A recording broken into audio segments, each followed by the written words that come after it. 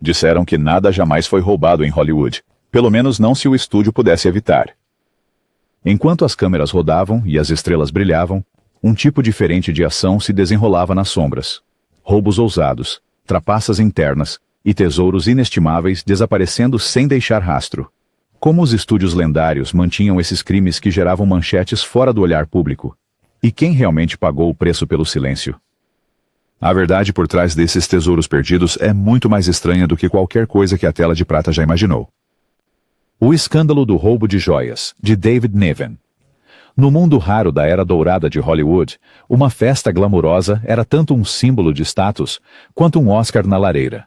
O ator inglês, David Niven, com seu charme sem esforço e modos impecáveis, era um anfitrião regular da elite da colônia cinematográfica. Mas uma festa em particular, no final dos anos 40, seria lembrada não pela lista de convidados da elite ou pelos brindes de champanhe, mas pelo roubo que quase destruiu reputações, e como o estúdio interveio para encobrir a bagunça antes que se transformasse em escândalo. A mansão de Niven, nas Hollywood Hills, foi o local do crime, e a ocasião foi tão estrelada quanto qualquer festa pós-Oscar. Os convidados incluíam chefes de estúdio, protagonistas cobertas de peles e diamantes, e diretores cujos nomes poderiam abrir qualquer porta na cidade. À medida que a noite avançava, risadas e música flutuavam pelo gramado, até que, com os convidados distraídos, um ladrão desconhecido agiu. Quando o sol surgiu sobre Mulholland Drive, várias joias inestimáveis tinham desaparecido.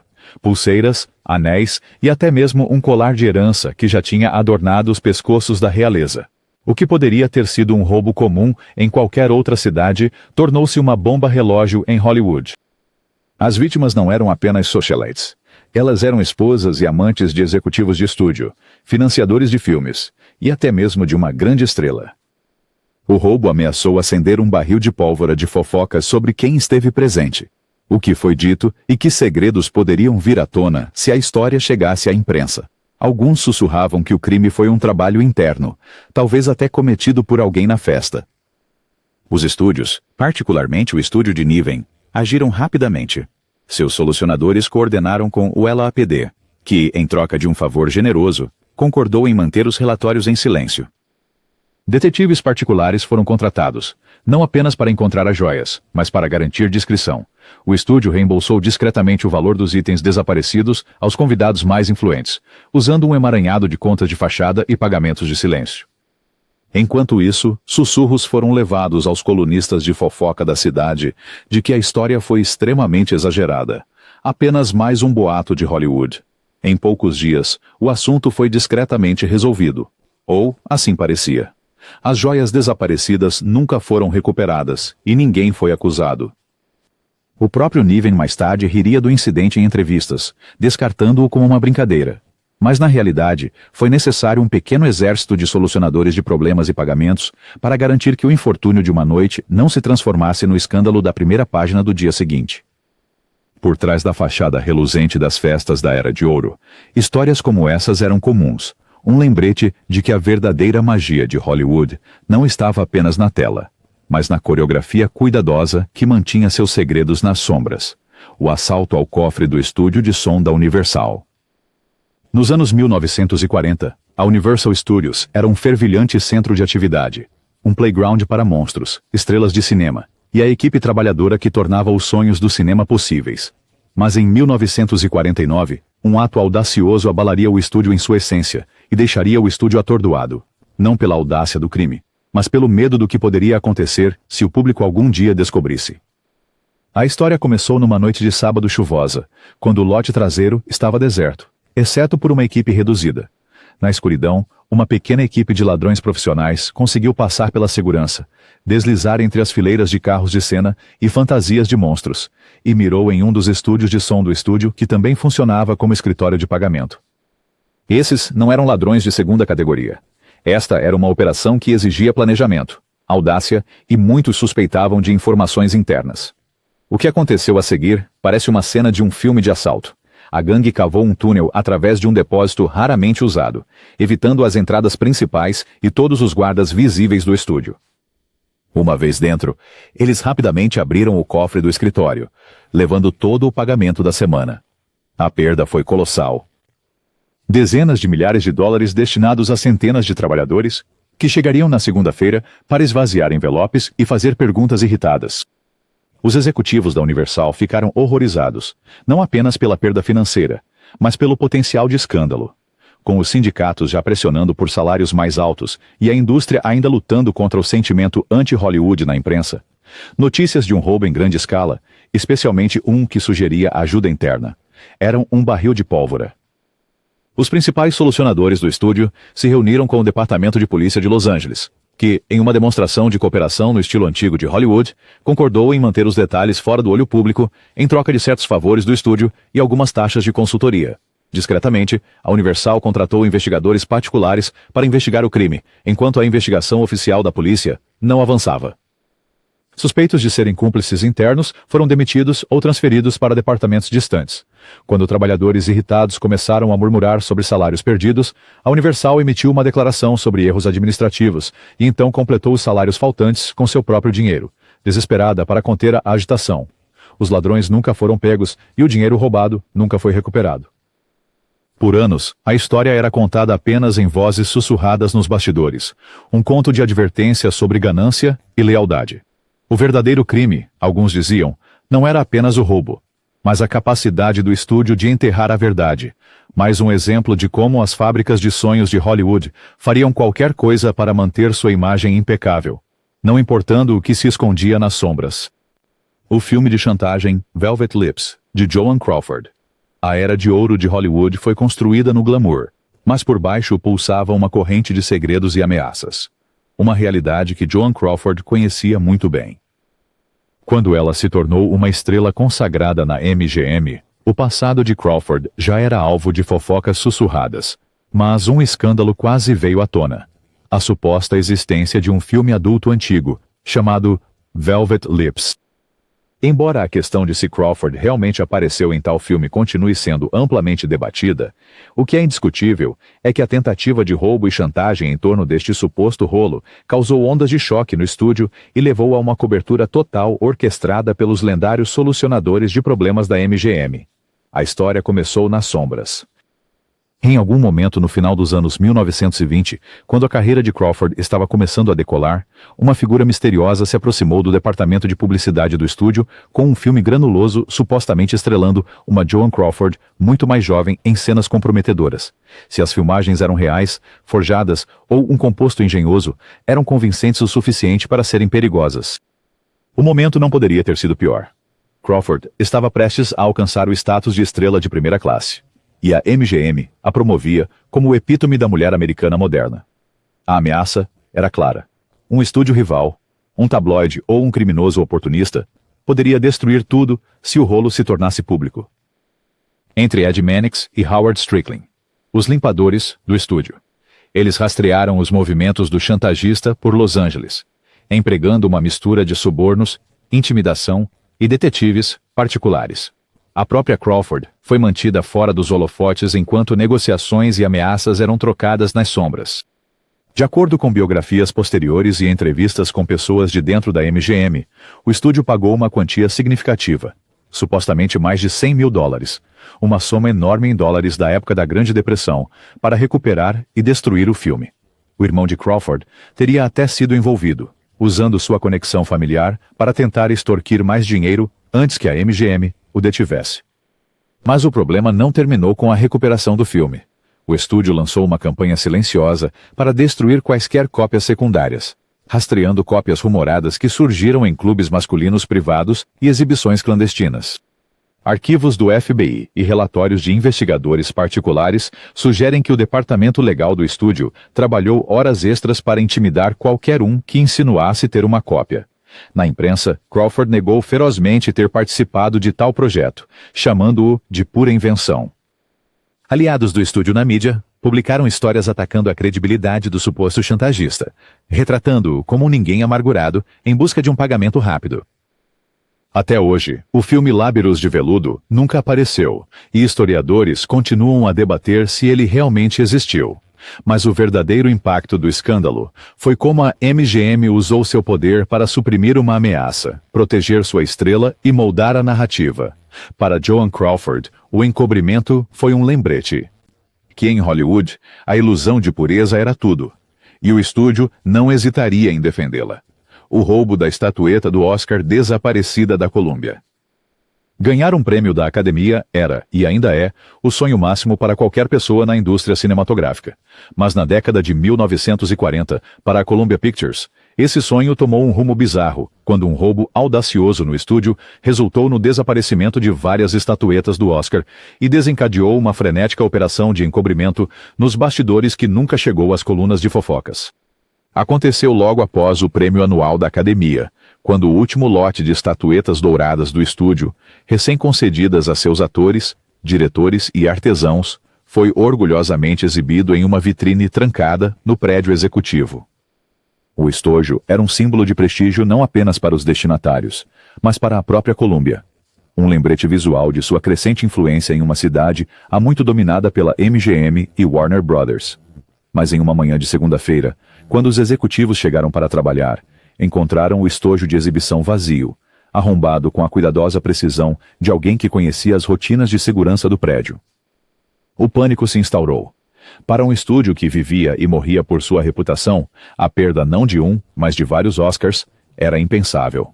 A Academia foi notificada discretamente e uma investigação interna começou imediatamente. A primeira suspeita recaiu sobre funcionários insatisfeitos, talvez um trabalhador que se sentia menosprezado, ou um estranho com ajuda interna. As apostas eram enormes. Se a notícia se espalhasse, seria um embaraço público para a Columbia, sugerindo tanto descuido quanto vulnerabilidade. Pior ainda, poderia provocar um frenesi entre os estúdios rivais, colunistas e até a própria Academia. Os solucionadores do estúdio trabalharam horas extras, interrogando funcionários discretamente, examinando registros de segurança e enviando detetives particulares de confiança para as casas de penhores da cidade e contatos do submundo. A solução? A Columbia negociou com a Academia substituições discretas. Oscars recém-emitidos, sem alarde, ou comunicados de imprensa. Os destinatários originais foram instruídos a ficarem em silêncio, e o estúdio discretamente arcou com o custo das substituições. Enquanto isso, a investigação apontou para um pequeno grupo de funcionários de manutenção com acesso a chaves fora do horário de expediente, mas nunca houve provas suficientes para apresentar acusações. Os suspeitos foram dispensados discretamente, pagos ou transferidos para locais distantes no sistema do estúdio. As próprias estatuetas roubadas nunca foram recuperadas, alimentando anos de rumores sobre o que aconteceu com elas. Alguns afirmaram que apareceram em coleções particulares no exterior. Outros sussurraram que foram derretidas para extrair o ouro. Mas oficialmente, o assalto nunca aconteceu. A Academia manteve silêncio. Os vencedores seguiram com suas carreiras. E a imagem pública da Columbia nunca vacilou. Em uma cidade obcecada por aparências, o verdadeiro crime não foi o roubo. Foi a incrível habilidade do estúdio de apagá-lo da memória. A história dos Oscars desaparecidos tornou-se mais um capítulo na história não escrita de Hollywood, onde o verdadeiro drama se desenrolou longe das luzes brilhantes do palco. Os grandes roubos em armazéns de adereços. Nos dias de glória do sistema de estúdios, os armazéns de adereços de Hollywood eram verdadeiros tesouros, cheios de figurinos inestimáveis, joias antigas, armas elaboradas e cenários de todas as épocas imagináveis.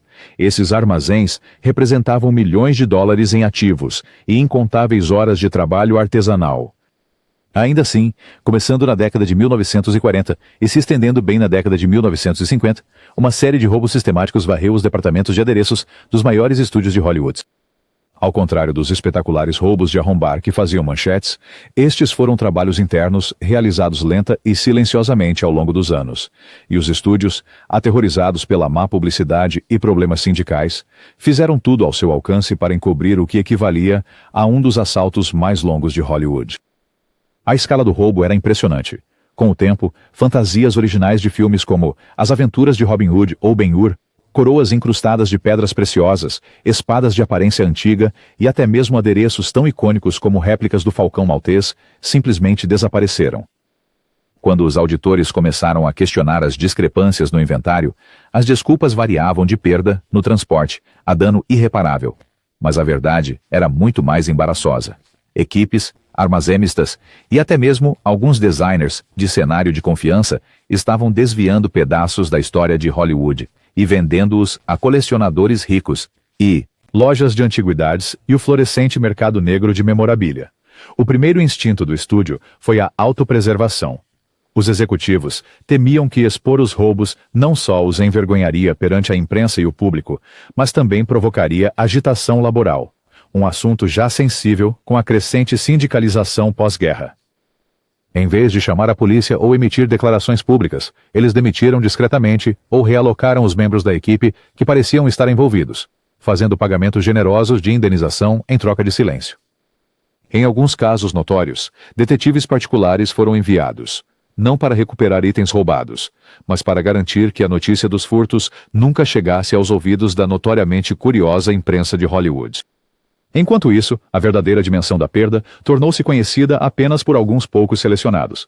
Reivindicações de seguro foram apresentadas sob títulos vagos, e nos relatórios anuais, inventário perdido tornou-se uma explicação geral para centenas de artefatos desaparecidos.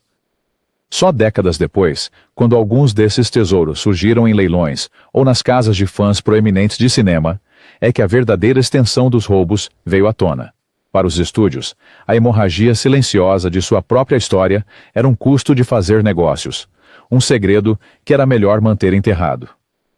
No final, os grandes roubos nos depósitos de adereços nunca foram oficialmente reconhecidos, muito menos resolvidos. A capacidade do estúdio de gerenciar a história, de transformar uma crise da indústria em um sussurro entre os iniciados, foi talvez o maior truque de mágica da era de ouro de Hollywood. Era um lembrete de que, às vezes, os adereços mais valiosos nunca voltavam para o set, e o verdadeiro drama acontecia longe das câmeras.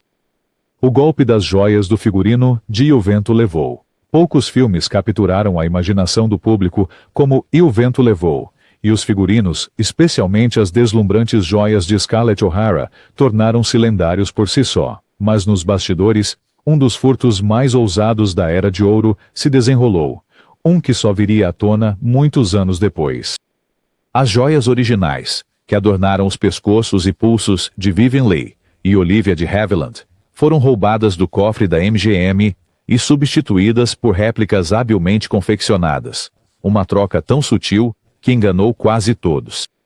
No entanto, o escândalo nunca foi tornado público, pois a MGM optou por enterrar silenciosamente o roubo em vez de arriscar danificar o legado do filme ou a reputação do estúdio. A história começou imediatamente após o enorme sucesso do filme. A MGM, entendendo o valor futuro dos adereços e figurinos, os armazenou em um cofre altamente seguro, acreditando que estariam a salvo tanto do tempo quanto da tentação. Mas a tentação encontrou seu caminho. Insiders, provavelmente funcionários de estúdio de confiança familiarizados com os labirínticos corredores traseiros e rotinas de segurança, realizaram a troca. As joias reais desapareceram e réplicas habilmente feitas foram deixadas em seu lugar. Quando as peças foram posteriormente exibidas para eventos de caridade ou fins promocionais, nem mesmo os arquivistas do estúdio suspeitaram do ardil. Os executivos da MGM ficaram mortificados quando, através de um avaliador externo, a verdade finalmente veio à tona. As joias eram bijuterias sem valor, não as preciosas gemas que tinham segurado por uma pequena fortuna. Uma reunião de emergência foi convocada, e a notícia foi mantida estritamente confidencial. Apenas a alta cúpula, os assessores jurídicos e alguns funcionários de confiança souberam. Não houve relatório policial, comunicado de imprensa, e certamente nenhuma menção nas revistas de fãs que documentavam com devoção cada detalhe da tradição de E o Vento Levou. Em vez disso, a MGM tomou uma decisão interna. A perda seria silenciosamente descartada, e o público não ficaria sabendo. O seguro foi discretamente coletado sob a aparência de perda acidental. E para desviar suspeitas, o estúdio começou a enfatizar a história de que todas as joias do filme eram de figurino, nunca verdadeiramente valiosas desde o início. Qualquer membro da equipe que fizesse muitas perguntas era remanejado, e os registros do incidente desapareceram em arquivos confidenciais. Até hoje, alguns acreditam que as verdadeiras joias de Scarlett estão em coleções privadas, ocasionalmente surgindo em leilões secretos pelo preço certo. O embuste das joias de figurino de E o Vento Levou permanece como uma das mais impressionantes prestidigitações de Hollywood, um crime brilhante para sempre escondido atrás da cortina de veludo, onde a aparência sempre importou mais do que a realidade. Desfalque no refeitório do estúdio Warner Brothers, década de 1930. No movimentado auge dos Emmy, Década de 1930, os estúdios Warner Brothers eram uma cidade por si só. Atrás da fachada brilhante de estrelas de cinema e filmes de gangsters de sucesso, havia um ecossistema inteiro.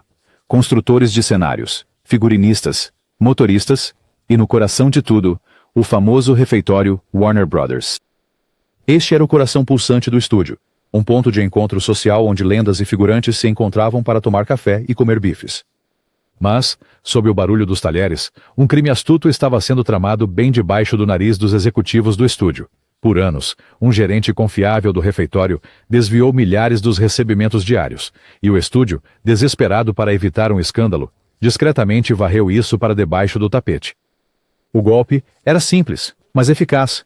Todos os dias, o refeitório arrecadava uma pequena fortuna com o fluxo incessante de trabalhadores, atores e figurões do estúdio.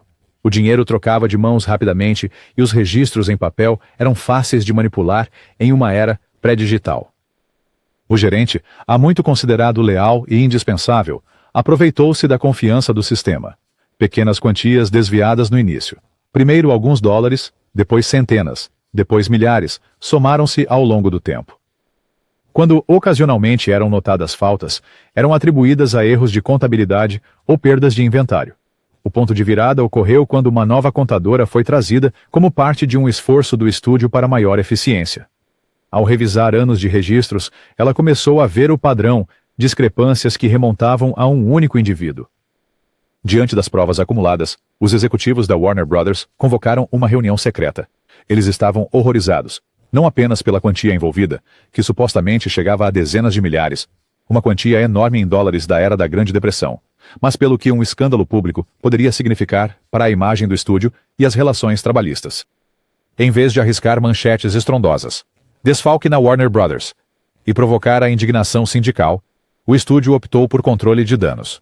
O gerente do refeitório foi dispensado discretamente com um generoso pacote de indenização e um severo aviso. Nenhum boletim de ocorrência foi registrado. Rumores sobre o verdadeiro motivo da súbita partida circularam entre os funcionários de longa data, mas a história oficial era de aposentadoria. Para garantir ainda mais o silêncio, a Warner Brothers cobriu quaisquer fundos faltantes e emitiu um memorando banal, prometendo melhorar os procedimentos contábeis. A imprensa nunca tomou conhecimento do crime. Para a Warner Brothers, o maior risco não era a perda de dinheiro, mas a potencial perda de reputação. Ao decidir lidar com o desfalque internamente, o estúdio reforçou uma regra de ouro da velha Hollywood. A imagem na tela e nas manchetes sempre importava mais do que o que acontecia nos bastidores. No final, o refeitório voltou a operar normalmente. As estrelas continuaram a frequentar, e a lenda da Warner Brothers cresceu, intocada pelo escândalo, pelo menos em público. O roubo do tesouro dos piratas, de Errol Flynn. Para o público, Errol Flynn era o aventureiro definitivo, diabolicamente bonito, infinitamente encantador, e sempre em busca de aventura. Mas durante a produção de um dos épicos piratas famosos de Flynn nos anos 40, a linha entre a fantasia na tela e o mistério da vida real se esfumou quando um baú de adereços de ouro e peças do cenário desapareceu do set, em um incidente que o estúdio faria de tudo para minimizar. Começou nos imensos estúdios sonoros da Warner Brothers, transformados no Caribe para uma opulenta produção de piratas. O cenário brilhava com dobrões de ouro falsos, elaborados baús incrustados de joias, e armas criadas pelos melhores artesãos de adereços de Hollywood. Por dias, Flynn e seus colegas de elenco encenaram batalhas e caças ao tesouro em meio ao saque cuidadosamente construído. Mas quando as filmagens estavam perto do fim, o departamento de adereços notou algo estranho. Vários dos tesouros mais valiosos estavam desaparecidos. Os itens desaparecidos incluíam cálices banhados a ouro, espadas ornamentadas e até mesmo um dos baús de tesouro principais. A perda representava não apenas milhares de dólares em materiais e mão de obra, mas um pesadelo logístico para a continuidade e o orçamento do filme. O boato que circulava no set era de que alguém de dentro tinha orquestrado o roubo. Talvez um manipulador de adereços insatisfeito, quem sabe um figurante ansioso por uma lembrança, ou até mesmo alguém de hierarquia superior. Alguns rumores até apontavam para o próprio Flynn, cuja reputação por travessuras selvagens e brincadeiras fora das telas era lendária. Os chefões do estúdio não estavam dispostos a um escândalo. Os solucionadores da Warner Brothers intervieram, chamando seguranças confiáveis e detetives particulares para conduzir uma investigação discreta. Para o público, e até mesmo para muitos do elenco e da equipe, a explicação oficial era que os adereços desaparecidos tinham sido perdidos ou danificados no armazenamento. Em privado, alguns membros da equipe foram discretamente demitidos ou realocados, e o estúdio substituiu os itens perdidos por duplicatas feitas às pressas para terminar o filme no prazo. Flynn, por sua vez, com o passar dos anos, aumentou a história como mais uma de suas aventuras excêntricas em Hollywood, mas negou qualquer envolvimento. O estúdio, por outro lado, conseguiu impedir que a história vazasse para a imprensa, protegendo tanto a reputação de Flynn quanto seus próprios interesses financeiros. O roubo do tesouro pirata nunca foi resolvido, e os adereços desaparecidos surgiram ocasionalmente em coleções privadas de memorabilia anos depois, inestimáveis para os cinéfilos, mas caso encerrado, no que dizia respeito a Warner Brothers. No final, o incidente se tornou apenas mais uma história colorida da era selvagem e desregulada de Hollywood clássico, uma época em que estrelas e malfeitores frequentemente compartilhavam os mesmos holofotes, e os estúdios podiam enterrar quase qualquer segredo, por mais brilhante que fosse. O incêndio no cofre da Fox Film e as alegações de fraude de seguro, 1937. Em 1937, um desastre atingiu a Fox Film Corporation, que seria lembrado pela sua destruição, mas também pelos rumores e encobrimentos que se seguiram. O incêndio no arquivo da Fox Film, que incinerou milhares de negativos e cópias originais da era silenciosa de Hollywood, foi oficialmente atribuído à natureza altamente inflamável do filme de nitrato. Ainda assim, desde o momento em que as cinzas assentaram, sussurros sobre fraude de seguro, sabotagem interna e encobrimento pelo estúdio começaram a circular, adicionando outra camada ao mistério e à perda. O incêndio foi uma catástrofe para a indústria cinematográfica. Ele eclodiu sem aviso, alimentado pelo estoque de filme de nitrato armazenado dentro. Quando os bombeiros chegaram, o cofre estava envolto em chamas tão quentes que deformaram vigas de aço e espalharam fumaça tóxica pela cidade. Perderam-se centenas de filmes mudos, obras-primas, projetos esquecidos e cinejornais raros, representando uma parte insubstituível da história do cinema. Os executivos da Fox lamentaram publicamente a perda, expressando indignação e prometendo restaurar o que pudesse ser restaurado. Mas, mesmo enquanto os estúdios emitiam declarações de pesar, os avaliadores de seguros estavam silenciosamente fazendo o inventário do que realmente havia sido perdido. O montante reivindicado no seguro, milhões de dólares no dinheiro de hoje, era surpreendente. Insiders da indústria começaram a sussurrar que o valor de alguns ativos destruídos havia sido grosseiramente inflacionado e que certos negativos foram declarados perdidos, apesar de terem sido duplicados ou tornados obsoletos. Enfrentando ventos financeiros contrários durante a depressão, estava prestes a se beneficiar imensamente de um grande pagamento do seguro. O Departamento de Polícia de Los Angeles e os inspetores locais de incêndio conduziram uma investigação, mas foram impedidos pela equipe jurídica do estúdio e pela falta de provas claras. Não houve acusações formais, acusações públicas, e ninguém foi responsabilizado. Nos bastidores, o estúdio silenciosamente acordou com a companhia de seguros, apaziguou as autoridades da cidade e acabou com qualquer dissidência interna. Os funcionários que levantaram questões sobre inventários desaparecidos ou registros suspeitos logo se viram transferidos ou demitidos.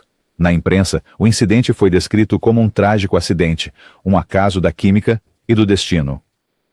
Mas para aqueles que trabalharam na Fox, ou nos círculos fechados da indústria, a história nunca fez sentido.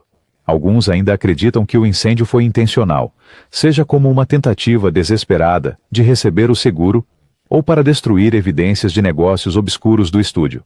Hoje, o incêndio no Fox Film Vault é lembrado como uma das maiores tragédias arquivísticas da história de Hollywood. Mas para os insiders, continua sendo um símbolo do lado obscuro do sistema de estúdios. Um mundo onde dinheiro, reputação e poder eram os verdadeiros tesouros. E a verdade podia sempre ser reescrita, assim como os roteiros que tornaram Hollywood famosa. O roubo, no cofre do estúdio Chaplin. Charlie Chaplin era mais do que apenas uma estrela de cinema. Ele era uma instituição de Hollywood, um autor, cuja independência criativa era quase tão lendária quanto seu personagem, o vagabundo. Mas no final da década de 1940, o estúdio cuidadosamente guardado de Chaplin se tornou o cenário de um roubo real em Hollywood, que quase levou alguns dos artefatos mais preciosos da era dourada do cinema. Na época, os Chaplin Studios eram um dos poucos grandes casas de produção independentes em Hollywood, um lugar onde a estrela poderia criar filmes sem a interferência dos chefes dos grandes estúdios. Dentro do seu cofre modesto, Chaplin guardava mais do que apenas registros comerciais. Ele armazenava negativos originais, cortes brutos, cenas excluídas e lembranças pessoais que documentavam décadas de história do cinema. Para historiadores de cinema e fãs de Chaplin, esses materiais seriam agora considerados inestimáveis.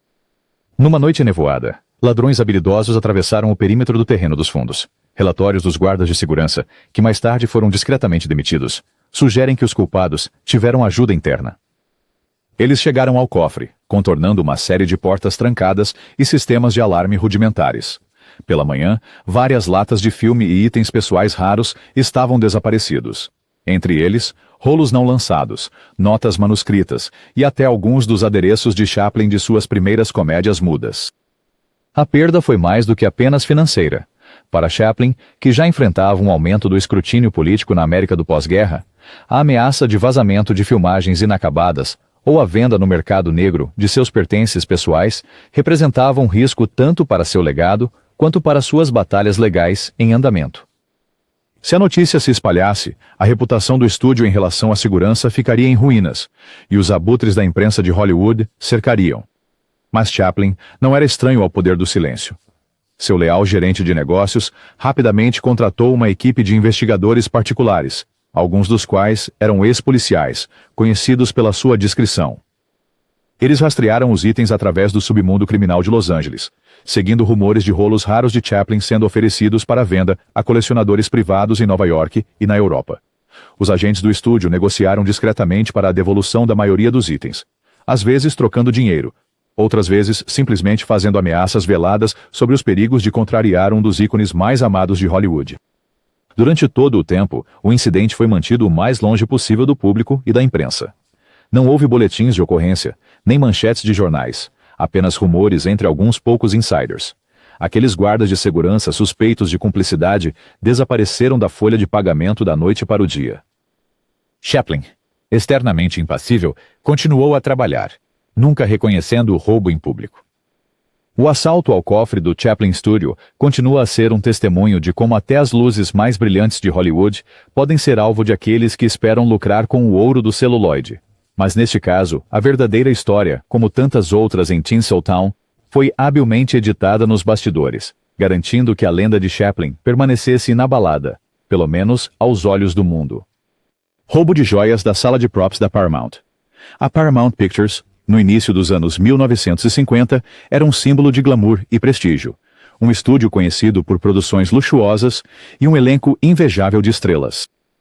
No entanto, sob o brilho das luzes do letreiro, uma série sutil e dispendiosa de roubos ocorreu, algo que abalaria a confiança do estúdio em sua própria segurança e forçaria uma agitação nos bastidores para impedir que o escândalo chegasse à primeira página.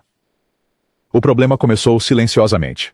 Para grandes produções, pense em Crepúsculo dos Deuses ou A Princesa e o Plebeu, a Paramount pegava emprestadas joias autênticas e gemas antigas de joalherias de alto padrão. A razão era simples. Nenhuma quantidade de bijuterias poderia replicar o modo como diamantes, esmeraldas e safiras reais brilhavam sob as luzes do estúdio. Mas, com tantos tesouros autênticos passando pelas salas de adereços, a tentação para o roubo era imensa. Durante um período de meses, várias peças valiosas desapareceram sem deixar rastro. Um dia, foi um broche cravejado de diamantes. No seguinte, um par de brincos de safira destinado ao grande close-up de uma protagonista. Os executivos do estúdio ficaram horrorizados. Não eram imitações baratas, mas sim heranças insubstituíveis emprestadas, muitas vezes seguradas por somas impressionantes. Instalou-se um pânico silencioso. Se a história estourasse, a Paramount corria o risco de processos dos credores, prêmios de seguro mais altos e do assustador efeito de joalheiros recusando futuras parcerias. Em vez de alertar a imprensa ou a polícia, os agentes da Paramount começaram a trabalhar. A segurança interna conduziu investigações discretas. Funcionários de confiança foram questionados em escritórios trancados, e vários membros da equipe do departamento de adereços foram demitidos por razões não relacionadas. Para manter os joalheiros satisfeitos e calados, o estúdio os compensou diretamente, muitas vezes com prejuízo, com promessas de negócios futuros e até mesmo alguns posicionamentos de produtos lucrativos em filmes futuros. Enquanto isso, rumores sobre os furtos começaram a circular entre os O círculo íntimo da indústria. Alguns sugeriram um trabalho interno orquestrado por um diretor de objetos com conexões no submundo. Outros culparam a rede de figurantes e atores secundários com acesso ao set. Ocasionalmente, uma peça ressurgia em uma venda particular de uma propriedade, ou na coleção de uma socialite misteriosa, apenas para ser discretamente recuperada pela equipe jurídica do estúdio. Mas para o público, a história nunca existiu. A crise do roubo de joias da Paramount foi efetivamente apagada da história. Sem manchetes, sem casos judiciais, sem danos à sua reputação brilhante. O espetáculo continuou, assim como a tradição de joias autênticas deslumbrantes na tela, cada peça carregando a promessa não dita de que o que acontece nas sombras de Hollywood permanece nas sombras de Hollywood. Na era dourada de Hollywood, o verdadeiro drama nem sempre acontecia na tela. Por trás de cada traje cintilante e joia reluzente, havia segredos, esquemas e roubos que o mundo nunca deveria conhecer. Os estúdios reescreveram a realidade para proteger suas lendas, enterrando escândalos, com a mesma arte que usavam para criar estrelas. Mas no final, a verdade encontra uma maneira de escapar pelas rachaduras, lembrando-nos que em Hollywood, toda lenda tem uma sombra, e todo tesouro tem seu pré.